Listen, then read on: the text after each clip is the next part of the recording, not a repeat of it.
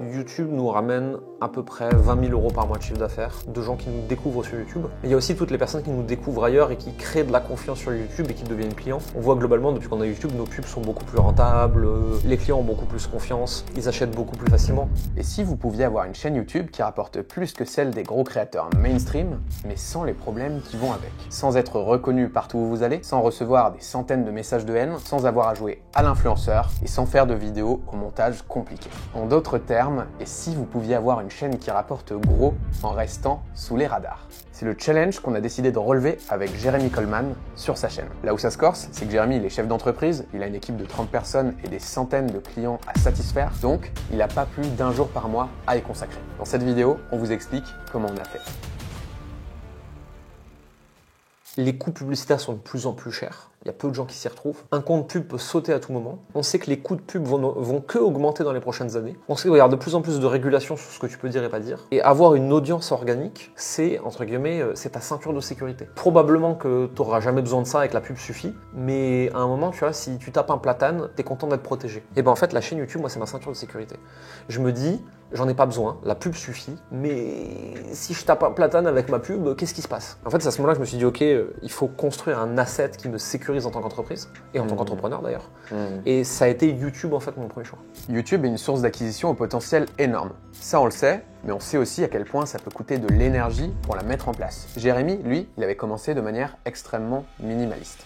Quand j'ai lancé ma chaîne YouTube au début, c'était déjà une autre période de YouTube, tu vois. On cherchait à faire des mots-clés, on cherchait à être référencé, il y avait peu de gens sur YouTube avec des vidéos pourri que heureusement j'ai caché de ma chaîne depuis. Tu faisais 2000, 3000, 4000 vues. En fait, l'idée c'était juste être vu, pouvoir s'exprimer. Moi j'ai commencé, je faisais des vlogs, des vidéos facecam sur des sujets random.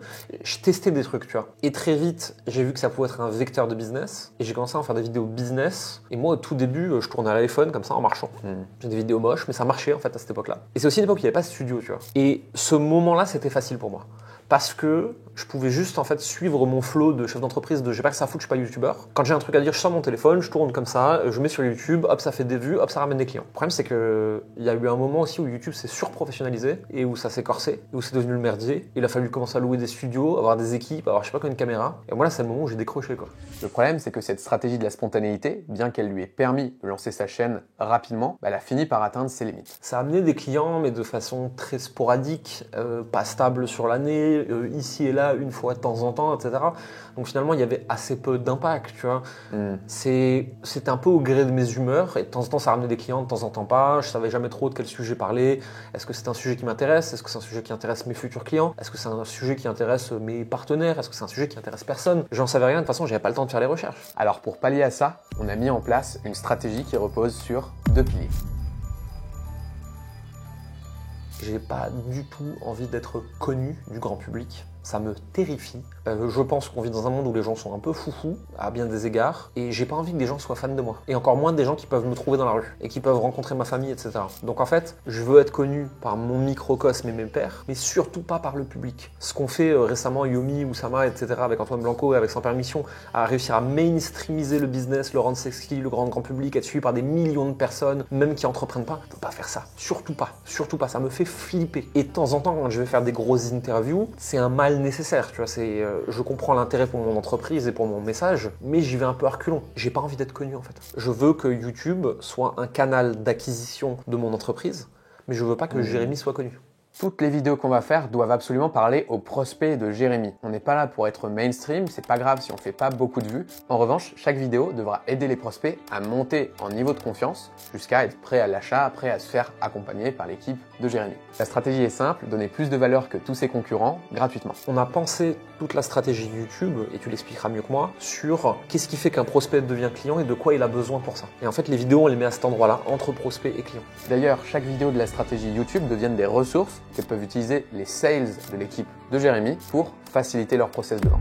On a toute une bibliothèque de contenu dit de follow-up. Donc en fait, toutes les vidéos YouTube qui aident des prospects à prendre des décisions d'achat, en fait on les a mis de côté et les sales ils peuvent les utiliser pour les fournir à ces prospects, pour les aider sur telle objection, telle problématique, tel questionnement, etc. Donc pour alimenter cette stratégie, on est parti sur 3 formats. Un format interview d'experts dans lequel Jérémy va interviewer des grandes figures du monde de l'accompagnement en ligne qui va permettre de générer de la notoriété et d'amener des nouvelles personnes personnes sur la chaîne, un format value asset qui sont en fait des concentrés de valeur, des guides complets dans lesquels Jérémy va donner un maximum de valeur actionnable à ses prospects. Ce qu'il faut comprendre ici, c'est que c'est pas des simples tutoriels. En fait, en opposition aux vidéos SEO qui vont être des vidéos du type comment créer sa page Facebook, etc., qui restent au niveau tactique, le value asset, lui, il se positionne vraiment au niveau stratégique. Ça va vraiment être des plans complets pour développer son activité, qui vont bien plus en profondeur sur la valeur. Donc c'est un format qui est super, mais le seul prérequis, c'est d'avoir des fortes preuves de légitimité pour pouvoir le mettre en place. C'est le cas de Jérémy, il a déjà accompagné des centaines de clients, généré des millions d'euros de chiffre d'affaires avec sa boîte, donc c'était une évidence d'incorporer le format value asset dans sa stratégie. Et enfin, le troisième format, ça va être les interviews de ses clients. Mais attention, l'écueil, ça pourrait être de tomber dans du testimonial corporate boring, et nous, on veut que ces vidéos-là, elles soient YouTube friendly. On veut que ce soit une vidéo YouTube en fait. On veut pas que ce soit simplement un témoignage. L'enjeu, c'est justement de travailler le packaging, le titre, la miniature, l'angle et la manière dont est menée l'interview. Et pour vous donner un exemple concret, la vidéo que vous êtes en train de regarder en ce moment même est un témoignage d'un de mes clients, packagé comme une vidéo YouTube. Et donc ces trois formats, ils vont être traités de deux manières différentes. Une manière très produite, avec des productions léchées, qui sont là pour asseoir une autorité, pour donner confiance, et une deuxième manière beaucoup plus à l'arrache, où Jérémy va se filmer lui-même avec très peu de montage, qui va permettre d'avoir un format beaucoup plus efficace, moins coûteux en termes de coût de production, plus agile, facile à produire, et qui va créer plus de proximité. Plus la vidéo est produite, plus on crée d'autorité, moins elle est produite, plus on crée de proximité. Et c'est la combinaison des productions très travaillées et des vidéos très raw, très brutes, qui permettent d'avoir une efficacité globale sur la chaîne. Et en parlant d'efficacité, la stratégie ne s'arrête pas là. Chaque vidéo YouTube donne naissance à des dizaines d'autres contenus. C'est exactement la stratégie de ruissellement qui, à l'origine, vient de Gary Vaynerchuk, qui ensuite a été expliquée aussi récemment par Matt Gray beaucoup. Scott Oldford l'a appliqué, etc.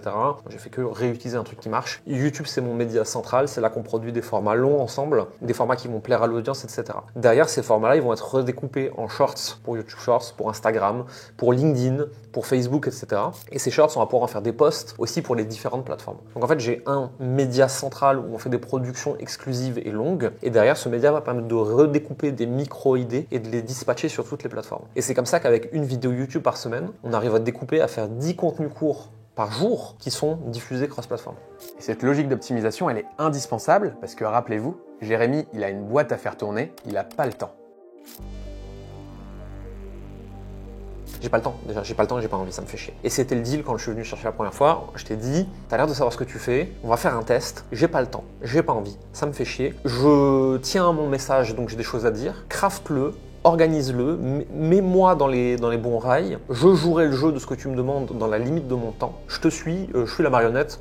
Je te fais confiance. Mais j'ai pas le temps d'y penser et je veux pas le savoir. Et d'ailleurs, régulièrement, j'arrive sur les tournages et même si tu m'as envoyé un Notion avec tout expliqué, je te regarde, je fais de quoi on parle aujourd'hui. Et je maîtrise mon sujet, donc c'est pas un souci. Mais globalement, je veux pas y penser, je veux pas y réfléchir, je veux pas m'en occuper. J'alloue 1 à 2 jours par mois pour tourner avec toi. Le reste, c'est toi qui le gères. Le reste, c'est les autres équipes qui le gèrent. J'ai pas le temps en fait. Si vous voulez faire tout ça sans que ça vous prenne plus d'1 jour par mois, même si vous avez un monteur ou quelqu'un qui fait vos miniatures, ça risque d'être compliqué parce que vous allez devoir les manager et ça prend vite beaucoup de temps. Et quand on y réfléchit bien, le point commun entre tous les entrepreneurs qui réussissent sur YouTube, comme Alex Hormozy, Iman Gadzhi, Grant Cardone, c'est qu'ils ont tous un head of brand qui fait tout pour eux, qui crée leur stratégie et puis qui va manager les monteurs, les media makers, etc. Au final, l'entrepreneur n'a plus rien à faire à part bloquer une journée par mois dans son calendrier pour le tournage. Et alors là, la question que vous vous posez peut-être, c'est mais comment est-ce que c'est possible que quelqu'un gère tout pour vous? Si le head of brand écrit les vidéos pour vous, est-ce qu'elle risque pas d'être nulle? Et la réponse, c'est oui. Personne ne peut écrire mot pour mot votre contenu à votre place. Sinon, ce sera plus votre contenu, il n'aura pas d'âme et vous n'allez pas créer un lien unique avec votre audience. Par contre, votre Head of Brand pourra utiliser une recette magique pour vous pré-mâcher 95% du travail. Voilà comment on a fait dans le cas de Jérémy. Je commence par me plonger dans son univers marketing. Regarder tous ses anciens contenus, tous ses supports de vente et lire tout ce qu'il a créé par le passé. Ensuite, je repère ses posts sur LinkedIn, Facebook et Instagram qui ont eu les plus fortes performances pour choisir le thème des prochaines vidéos YouTube. Une fois que c'est fait, je choisis le titre et la miniature des prochaines vidéos qu'on va tourner et j'écris le squelette à quoi doit ressembler la structure du discours. Puis, je viens remplir ce squelette avec des questions ouvertes que je poserai à Jérémy sur le tournage pour lui faire ressortir le contenu dans le bon ordre, dans la bonne structure qui va garder l'attention. Au final, sur le tournage, vous n'avez plus qu'à venir, vous asseyez, votre Head of Brand vous pose des questions, vous repartez à la fin de la journée et il en résulte des vidéos YouTube complètes pensées dans une stratégie bien réfléchie. Et d'ailleurs, on n'a rien inventé, on n'est pas les seuls à faire ça. Si vous regardez toutes les vidéos de Leila Hormozi, c'est exactement comme ça que ça se passe. Et l'enjeu derrière ces interviews authentiques, c'est que c'est la manière la plus optimisée de créer du contenu. Et en plus, ça permet d'avoir une certaine authenticité et de créer du contenu unique qui est incopiable par vos concurrents. Parce qu'il se base sur vos expériences au lieu de se baser sur les connaissances qu'on voit partout sur Internet. Alors forcément, pour mettre tout ça en place, il faudra être prêt à investir quelques milliers d'euros chaque mois sur votre chaîne pour la développer et d'être suffisamment patient et enfin, vous récolterez le fruit de vos investissements. 20 à 25 000 par mois, c'est ce qu'on arrive à traquer très précisément, mais il y a tout ce qu'on ne peut pas traquer parce que c'est un peu plus complexe que ça, mais probablement que YouTube est responsable de beaucoup plus que ces 20 à 25 000 euros par mois de chiffre d'affaires. Si vous aussi voulez faire de votre chaîne YouTube un véritable canal d'acquisition qui ramène 3, 5, 10 clients étiquettes tous les mois à votre boîte, que vous n'avez pas plus d'un jour par mois à y consacrer et que vous êtes prêt à investir sur le sujet, vous pouvez prendre un call directement avec moi dans la description et on verra si on peut vous aider. Et pour Jérémy, l'aventure YouTube est loin d'être terminée. On va continuer à grandir, on va continuer à se faire connaître seulement dans notre micro-niche, donc on n'aura jamais 10 millions d'abonnés et c'est très bien comme ça. Et derrière, avec toi toujours d'ailleurs, on est en train de développer des chaînes partenaires avec nos directeurs de pôle, des nouvelles verticales, de nouveaux trucs, etc. Et le travail que tu as fait sur ma chaîne qui l'a fait exploser, tu vas le faire en fait sur une chaîne de coaching, sur une chaîne sales, etc. On est en train de développer tout un écosystème directement avec toi qui va gérer, qui aujourd'hui, même si tu es une agence externe, tu es notre directeur de marque, en fait, notre directeur du pôle média. Et en fait, on a fait un test, ça a marché, je te fais confiance et donc je te place sur toutes nos verticales. Et aujourd'hui, c'est ça qu'on va développer parce que je veux pas devenir célèbre, parce que j'ai pas le temps, mais pour autant, YouTube, c'est un asset qui est formidable et sur lequel je veux continuer à miser en fait. Donc globalement, je te donne toujours plus de budget pour que tu fasses toujours plus ce que tu sais faire et que ça nous rapporte toujours plus de clients. Pour développer une chaîne YouTube ultra rentable sous les radars comme Jérémy Coleman, optons pour une stratégie de conversion, alternant les grosses productions et les contenus plus spontanés. Restons discrets et parlons à nos prospects. Redécoupons nos idées dans une logique d'optimisation et entourons-nous d'experts pour tenir sur la durée. Voilà par où commencer.